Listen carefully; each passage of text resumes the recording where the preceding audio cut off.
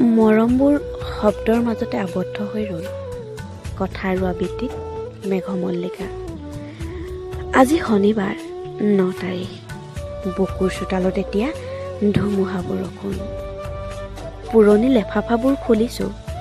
চিঠিৰ মাজৰ পৰা তোমাৰ শৰীৰৰ সুঘ্ৰাণ মোৰ কোঠালিত বিয়পি পৰিছে। এনে লাগিল তুমি যেন মোৰ নিচেই কাষত।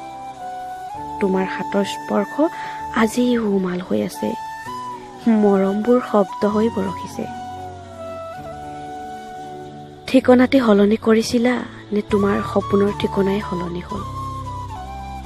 অপেক্ষাবোৰ মিঠা আছিল জানা। এতিয়া কিন্তু অভিমানবোৰ খঙলৈ পৰিৱৰ্তন হ'ল।